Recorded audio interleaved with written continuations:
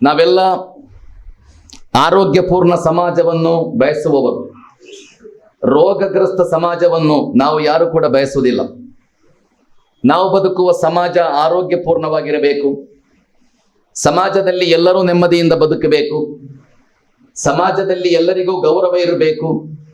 ಇದೆಲ್ಲ ನಮ್ಮೆಲ್ಲರ ಆಶಯವಾಗಿದೆ, ನಮ್ಮೆಲ್ಲರ ಅಭಿಲಾಷೆಯೂ ಸಮಾಜ ಒಳ್ಳೆಯದಾಗಬೇಕಾದರೆ, ಸಮಾಜ ಆರೋಗ್ಯಪೂರ್ಣ ಸಮಾಜವಾಗಬೇಕಾದರೆ, ಆ ಸಮಾಜದಲ್ಲಿ ಬದುಕುತ್ತಿರುವ ಮನುಷ್ಯರು ಒಳ್ಳೆಯವರಾದರೆ ಮಾತ್ರ ಸಮಾಜ ಒಳ್ಳೆಯದಾಗಲು ಸಾಧ್ಯ.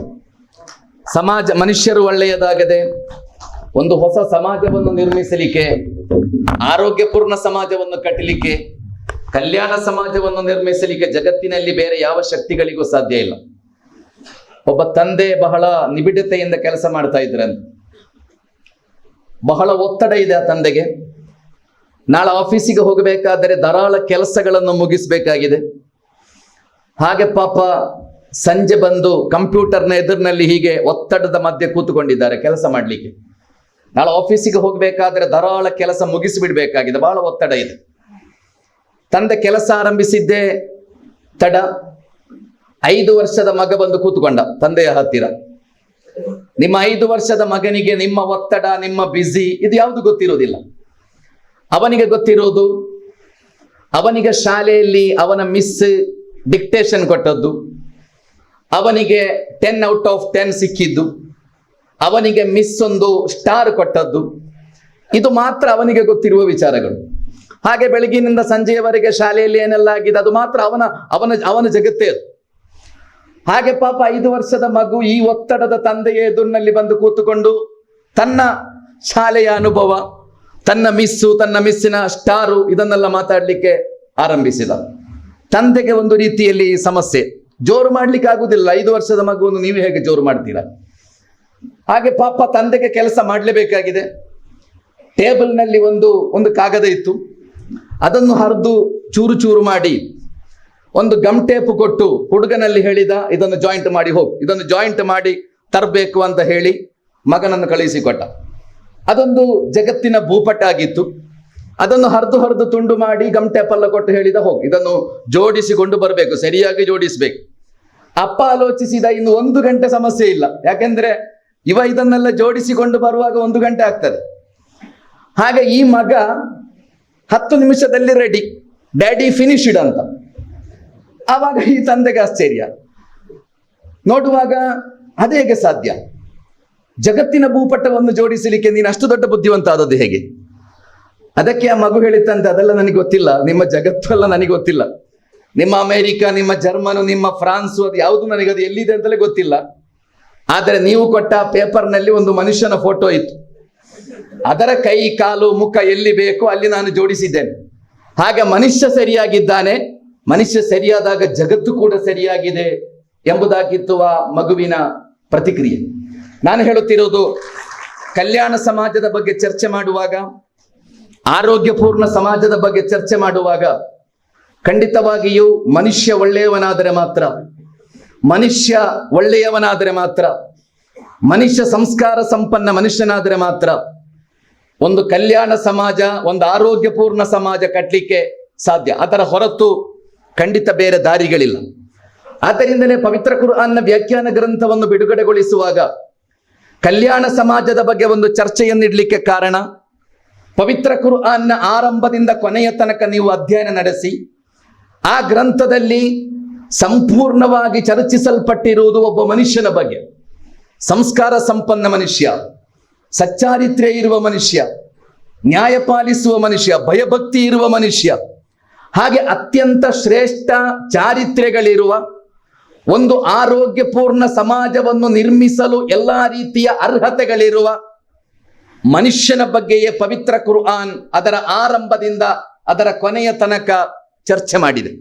ಆದ್ದರಿಂದಲೇ ಕುರ್ಆನ್ ವ್ಯಾಖ್ಯಾನ ಗ್ರಂಥವನ್ನು ಬಿಡುಗಡೆಗೊಳಿಸುವಾಗ ಈ ಚರ್ಚೆಯನ್ನು ಆಯ್ಕೆ ಮಾಡಲಿಕ್ಕೆ ಕಾರಣ ಅದು. ಯಾಕೆಂದರೆ ಕುರ್ಆನ್ ಚರ್ಚೆ ಮಾಡಿರುವುದು ಮನುಷ್ಯನ ಬಗ್ಗೆ. ಕುರ್ಆನ್ ಅವತೀರ್ಣಗೊಂಡ ಒಂದು ಕಾಲದ ಬಗ್ಗೆ ನೀವು ಆಲೋಚಿಸಿ ನೋಡಿ. 6ನೇ ಶತಮಾನವಾಗಿತ್ತು ಅದು. ಪ್ರವಾದಿ ಮುಹಮ್ಮದರಿಗೆ ಪವಿತ್ರ ಕುರ್ಆನ್ ಅವತೀರ್ಣಗೊಳ್ಳುವ 6ನೇ ಶತಮಾನ ಅದು ಕೊಲೆಯ ಸಮಾಜ ಆಗಿದೆ. ಅತ್ಯಾಚಾರದ, ದುರಾಚಾರದ, ಕೊಲೆಯ, ರಕ್ತಪಾತದ, ಹಗೆತನದ, ವಿದ್ವೇಷದ ಒಂದು ಕಾಲವಾಗಿತ್ತು 6ನೆಯ ಶತಮಾನ. ಆ ಜನತೆಯ ಸ್ಲೋಗನ್ ಹೇಗೆಂದರೆ ಉನ್ಸುರ್ ಅಹಾಕ ಲಾಲಿಮನ್ ಅವ್ ಮದುಲುಮ ಎಂಬುದಾಗಿತ್ತು 6ನೆಯ ಶತಮಾನದ ಜನತೆಯ ಸ್ಲೋಗನ್. ನಿನ್ನ ಸಹೋದರ ಅವ ಮರ್ದಿತನಾದರೂ ಮರ್ದಕನಾದರೂ ನೀನವನಿಗೆ ಸಹಾಯ ಮಾಡಬೇಕು ಅಂತ. ನಿನ್ನ ಸಹೋದರ ಮರ್ದಿತನಾದರೂ ನೀನವನಿಗೆ ಸಹಾಯ ಮಾಡಬೇಕು, ಮರ್ದಕನಾದರೂ ನೀನವನಿಗೆ ಸಹಾಯ ಮಾಡಬೇಕು. ಮರ್ದಿತನಿಗೆ ಸಹಾಯ ಮಾಡುವುದು ಮನುಷ್ಯತ್ವ ಅಂತ ಹೇಳ್ಬೋದು, ಮರ್ದಿತರಿಗೆ ಸಹಾಯ ಮಾಡುವುದು ಮಾನವೀಯತೆ ಅಂತ ಹೇಳ್ಬೋದು. ಆದರೆ ಮರ್ದಕರಿಗೆ ಸಹಾಯ ಮಾಡುವುದಂದರೆ ಎಷ್ಟು ದೊಡ್ಡ ಅಪಾಯಕಾರಿ ಸಿದ್ಧಾಂತ.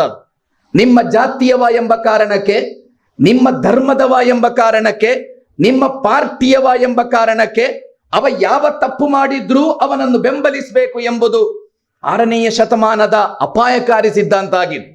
ನಮಗೆ ಗೊತ್ತಿದೆ 21ನೆಯ ಶತಮಾನದ ಅತ್ಯಾಧುನಿಕ ಶತಮಾನದ ತತ್ವ ಸಿದ್ಧಾಂತವು ಅದುವೆ. ನಿಮ್ಮ ಜಾತಿಯವ ಅವ ಯಾವ ತಪ್ಪು ಮಾಡಿದ್ರು ನೀವು ಅವನನ್ನು ಬೆಂಬಲಿಸಬೇಕು.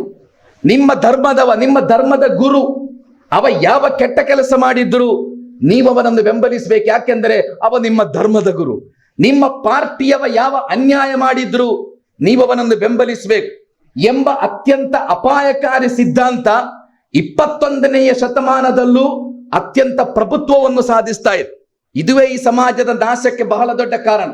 ನಿಮ್ಮ ಜಾತಿಯವ ಎಂಬ ಕಾರಣಕ್ಕೆ, ನಿಮ್ಮ ಧರ್ಮದವ ಎಂಬ ಕಾರಣಕ್ಕೆ, ನಿಮ್ಮ ಧರ್ಮದ ದೊಡ್ಡ ಗುರು ಮೌಲಾನಾ ಎಂಬ ಕಾರಣಕ್ಕೆ, ಅಥವಾ ನಿಮ್ಮ ಪಾರ್ಟಿಯವ ಎಂಬ ಕಾರಣಕ್ಕೆ ಎಲ್ಲ ಅನ್ಯಾಯವನ್ನು, ಅಧರ್ಮವನ್ನು, ಅಕ್ರಮವನ್ನು ಸಮರ್ಥಿಸುವುದು. ನನ್ನ ಪಾರ್ಟಿಯವ ಮಾಡಿದ್ರೆ ತಪ್ಪಲ್ಲ, ನಿನ್ನ ಪಾರ್ಟಿಯವ ಮಾಡಿದ್ರೆ ತಪ್ಪು. ನನ್ನ ಧರ್ಮದವ ಮಾಡಿದ್ರೆ ಅದು ತಪ್ಪಲ್ಲ, ನಿನ್ನ ಧರ್ಮದವ, ಆ ಧರ್ಮದವ ಮಾಡಿದ್ರೆ ತಪ್ಪು. ಒಟ್ಟು ಸಮಾಜದ ಮಾನಸಿಕ ಸ್ಥಿತಿ ಆಗಿದೆ. ಉನ್ಸುರ್ ಅಹಾಕ ಲಾಲಿಮನ್ ಅವ್ ಮದುಲುಮಾನ್ 6ನೆಯ ಶತಮಾನದ ಸಿದ್ಧಾಂತ ಅದು. ನಿನ್ನ ಧರ್ಮದವ, ನಿನ್ನ ಪಾರ್ಟಿಯವ, ನಿನ್ನ ಪಕ್ಷದವ, ನಿನ್ನ ಜಾತಿಯವ ಅವ ಯಾವ ತಪ್ಪು ಮಾಡಿದ್ರೂ ನೀವು ಅವನ ಜೊತೆಯಲ್ಲಿರಬೇಕು, ಅವನನ್ನು ಬೆಂಬಲಿಸಬೇಕು ಎಂಬ ಅನಾಗರಿಕ ಅಪಾಯಕಾರಿ ಸಿದ್ಧಾಂತದ ಮಧ್ಯೆ ಪವಿತ್ರ ಕುರ್ಆನ್ ಜಗತ್ತಿಗೆ ಮನುಷ್ಯತ್ವದ ಪಾಠವನ್ನು ಕಲಿಸಿಕೊಟ್ಟಿದೆ. ಮಾನವೀಯ ಒಗ್ಗಟ್ಟಿನ, ಮನುಷ್ಯನ ಏಕತೆಯ, ಮನುಷ್ಯನ ಮಾನವೀಯತೆಯ ದಾರಿಗಳನ್ನು ತೋರಿಸಿಕೊಡುವ ಚಿಂತನೆಯನ್ನು ಪವಿತ್ರ ಕುರ್ಆನ್ ಕಲಿಸಿಕೊಟ್ಟು ಆ ಜನತೆಯೊಂದಿಗೆ ಹೇಳಿತು, ನೀವು ನಿಮ್ಮ ಸಹೋದರನಿಗೆ ಸಹಾಯ ಮಾಡಬೇಕು. ಪ್ರವಾದಿಯವರು ಕಲಿಸಿಕೊಟ್ಟರು ಉನ್ಸುರು ಅಹಾಕ ಲಾಲಿಮನ್ನವು ಮಲ್ಲುಮ, ಅದೇ ಹೇಳಿದ್ದು ಪ್ರವಾದಿಯವರು ಕೂಡ.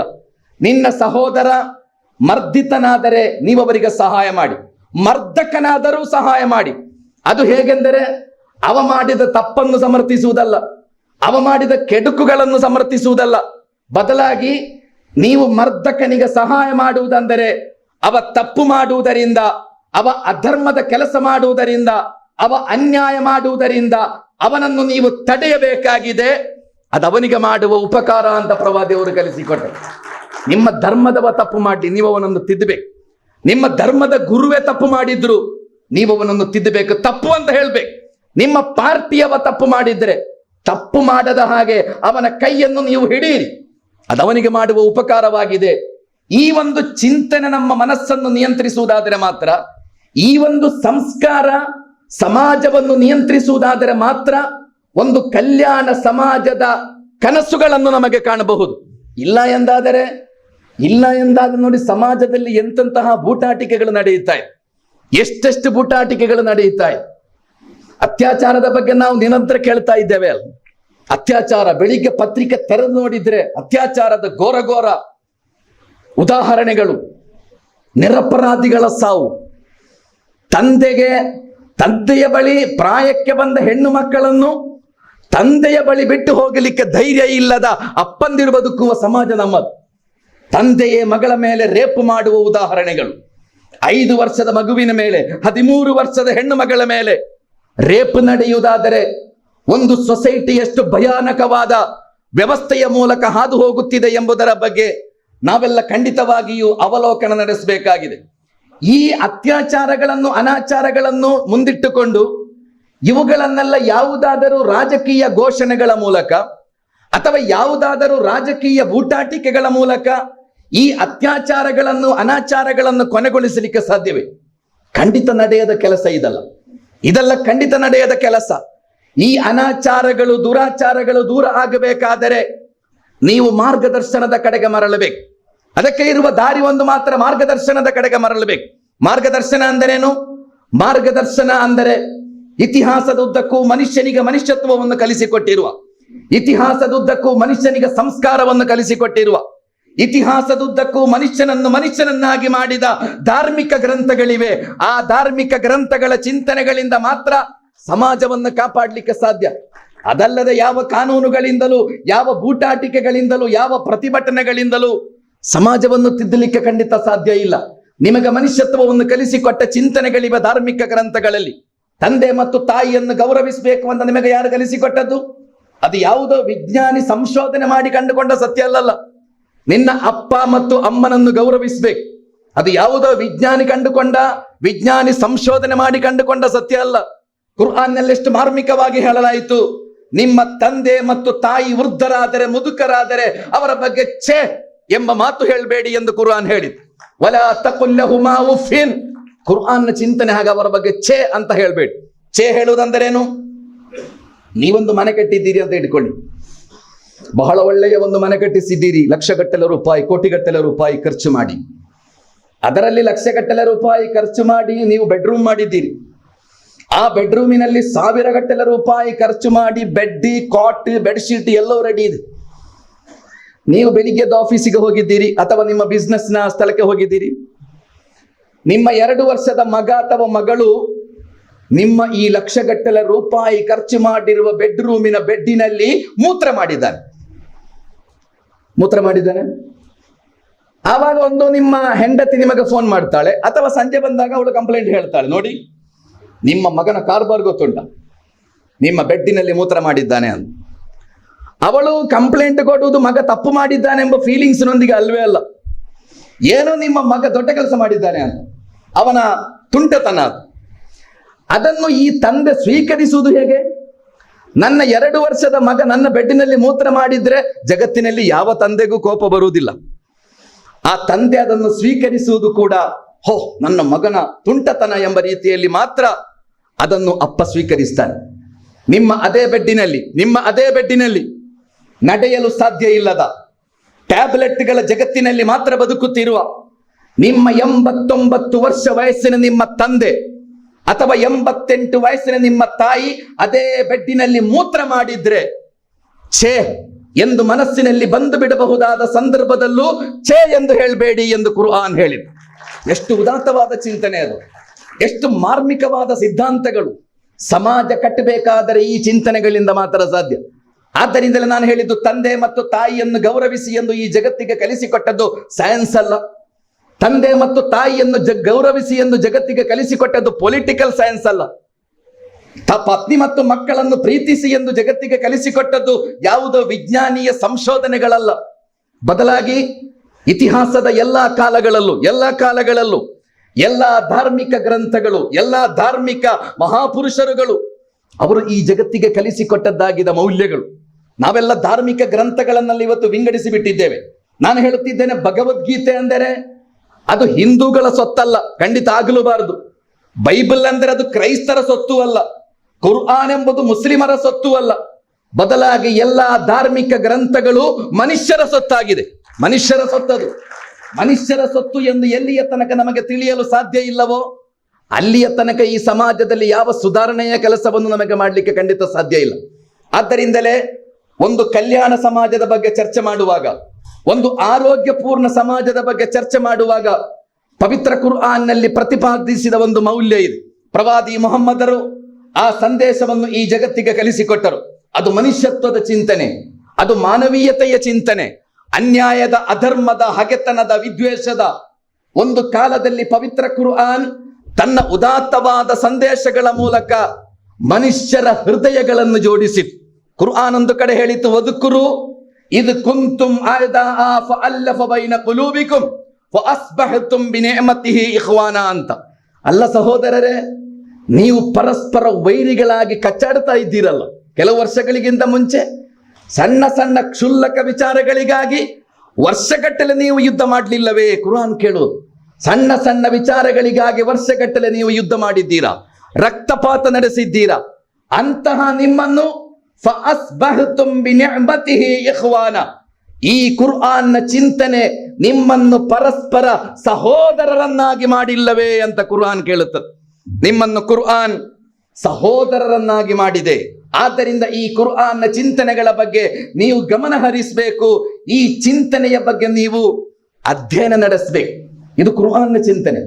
ಎರಡನೆಯದಾಗಿ, ಒಂದು ಆರೋಗ್ಯಪೂರ್ಣ ಸಮಾಜ ನಿರ್ಮಾಣ ಆಗಬೇಕಾದರೆ ಪವಿತ್ರ ಕುರ್ಆನ್ ಒಂದು ಮಾತು ಹೇಳುತ್ತದೆ, ವಲಕದ್ ಕರ್ರಮ್ನಾ ಬನಿ ಆದಮ್. ಮನುಷ್ಯರನ್ನು ನಾವು ಗೌರವಿಸಿದ್ದೇವೆ ಅಂತ ಯಾರು ಹೇಳುವುದು? ನಿಮ್ಮನ್ನು ಸೃಷ್ಟಿಸಿದ ನಿಮ್ಮ ದೇವ ಹೇಳು. ನಿಮಗೆ ನೋಬೆಲ್ ಪ್ರೈಸ್ ಸಿಗುವುದಕ್ಕಿಂತ ದೊಡ್ಡ ಗಿಫ್ಟ್ ಅದು. ಮನುಷ್ಯರನ್ನು ನನಗೆ ಗೌರವ ಇದೆ ಎಂದು ನನ್ನ ದೇವ ಹೇಳುವುದು ಎಷ್ಟು ದೊಡ್ಡ ಸ್ಥಾನಮಾನ ಅದು.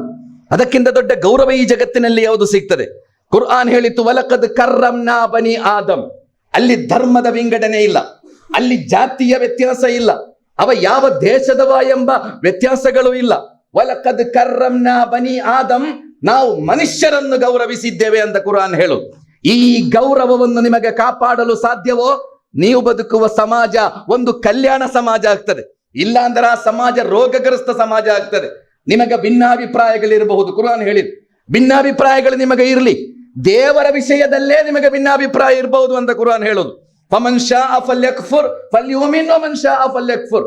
ನೀವು ದೇವನನ್ನು ನಂಬಬೇಕು ಅಂತ ಕುರ್ಆನ್ ಹೇಳಿತು. ಆ ದೇವ ವಿಶ್ವಾಸದ ಬದುಕಿನ ವಿಜಯವನ್ನು ಕುರ್ಆನ್ ವಿವರಿಸಿತು. ಅದೆಲ್ಲ ವಿವರಿಸಿ ಕುರ್ಆನ್ ಹೇಳುತ್ತದೆ, ದೇವರ ಮೇಲೆ ಬೇಕಾದ್ರೆ ನಿಮಗೆ ವಿಶ್ವಾಸ ಇಡಬಹುದು, ದೇವನನ್ನು ತಿರಸ್ಕರಿಸುವ ಸ್ವಾತಂತ್ರ್ಯವು ನಿಮಗೆ ಇದೆ. ದೇವನನ್ನು ನಂಬಲಿಲ್ಲ ಎಂಬ ಕಾರಣಕ್ಕೆ ನಿಮಗೆ ವಾಯು ಸಿಗದೇ ಇರುವುದಿಲ್ಲ. ದೇವನನ್ನು ನಂಬಲಿಲ್ಲ ಎಂಬ ಕಾರಣಕ್ಕೆ ನಿಮಗೆ ದೇವನ ಭೂಮಿಯಲ್ಲಿ ನೀರು ಸಿಗದೇ ಇರುವುದಿಲ್ಲ. ದೇವನನ್ನು ನಂಬಲಿಲ್ಲ ಎಂಬ ಕಾರಣಕ್ಕೆ ನಿಮ್ಮ ಆಯುಷ್ಯದಲ್ಲಿ ದೇವ ಕಡಿತ ಮಾಡುವುದೂ ಇಲ್ಲ. ಖಂಡಿತ ನೀವು ಈ ಮಣ್ಣಿನಲ್ಲಿ ಬದುಕುತ್ತೀರಾ, ಖಂಡಿತ ಈ ಮಣ್ಣಿನಲ್ಲಿ ನೀವು ಬದುಕುತ್ತೀರಾ. ಆದ್ದರಿಂದ ನಿಮ್ಮಲ್ಲಿ ಅಭಿಪ್ರಾಯ ವ್ಯತ್ಯಾಸಗಳಿರಬಹುದು. ಅಭಿಪ್ರಾಯ ವ್ಯತ್ಯಾಸಗಳನ್ನು ಇಟ್ಟುಕೊಂಡೇ ಪರಸ್ಪರ ಗೌರವದಿಂದ